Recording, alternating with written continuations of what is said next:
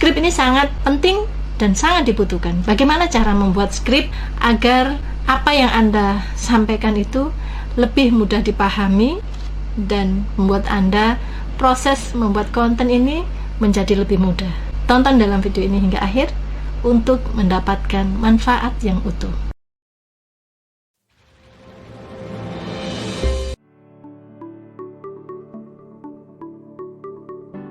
Untuk membuat skrip video agar video menjadi menarik, bagaimana caranya?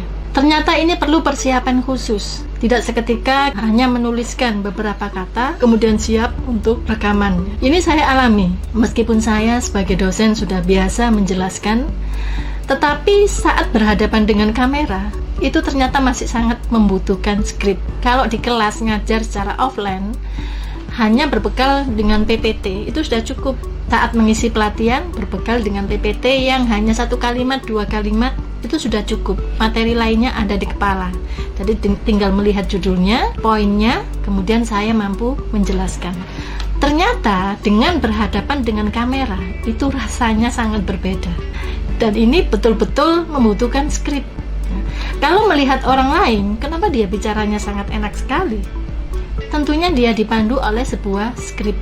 Bagaimanapun orang ini pandai berbicara, tetapi kalau sudah berhadapan dengan kamera, dia tidak membawa skrip, ini berpotensi yang dijelaskan akan membuat audiens menjadi kurang dalam pemahamannya. Kecuali kalau ngevlog pun itu masih butuh skrip. Setelah ini apa yang saya katakan gitu ya. Mungkin skripnya tidak begitu panjang karena kan langsung live gitu ya, langsung menjelaskan apa yang dilihat saat itu. Berbeda jika kita menjelaskan sesuatu atau materi-materi edukasi, itu butuh skrip.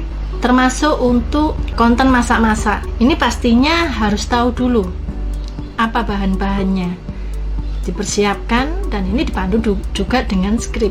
Kalau tidak dipandu dengan skrip, pasti nanti editingnya menjadi lama. Ini tadi bahannya apa ya, membuat proses editing menjadi sangat panjang waktu yang dibutuhkan.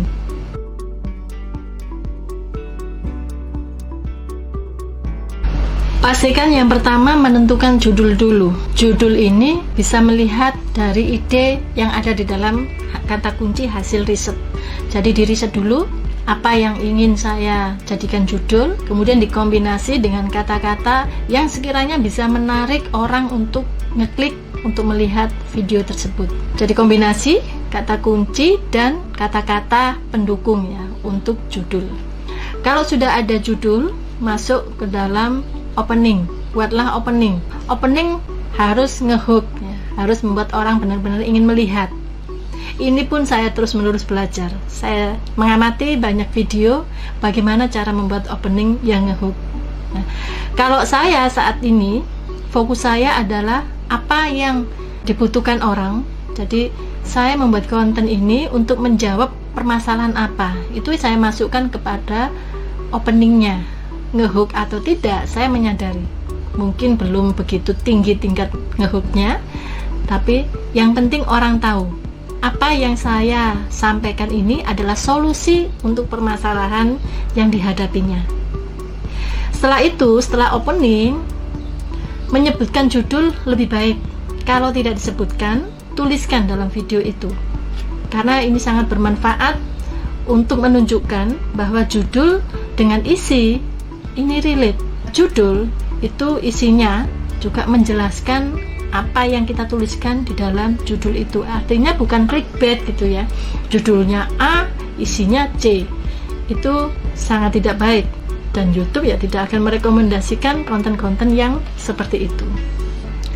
Setelah menentukan judul, membuat opening. Jadi urutannya membuat opening, judul ditentukan, tetapi di dalam membuat skrip itu opening, kemudian judul, dan masuk ke materi. Materi isinya apa? Supaya Anda mudah untuk membuat skrip. Materi itu jawaban dari mengapa. Misalnya saya membuat tips tentang skrip. Mengapa sih penting membuat skrip? Itu diuraikan ya. Kalau tidak pakai skrip, resikonya seperti apa? Videonya jadinya menarik atau tidak? kalau pakai skrip lebih baik atau tidak, itu dijelaskan alasannya. Kemudian kalau butuh sebuah alat pendukung, apa saja alatnya atau apa sih langkah-langkahnya, itu dijelaskan. Jadi skrip itu menjawab dari beberapa pertanyaan. Bagaimana caranya? Kalau itu tutorial, pasti ada jawaban dari bagaimana caranya. Di situ kemudian muncul tips-tipsnya. Setelah itu closing, penutupan. Berikan penutupan yang isinya itu sedikit menyimpulkan atau tidak menyimpulkan, tetapi ada kalimat-kalimat yang menandakan bahwa Anda mengakhiri video tersebut. Jadi setiap video pastikan ada sesuatu yang Anda unggulkan. Jadi kalau orang lain membuat konten yang serupa, skrip Anda tidak harus sama persis. Anda bisa memodifikasinya. Anda bisa membuatnya lebih menarik sehingga orang tertarik melihat video tersebut. Oke, selamat praktek. Berikut ada beberapa contoh skrip ya. Bisa dimodif atau bisa ditiru, modelnya seperti ini. Ini skrip-skrip yang saya gunakan, salah satu contohnya ini. Sekian sharing saya hari ini, semoga mendapat manfaat.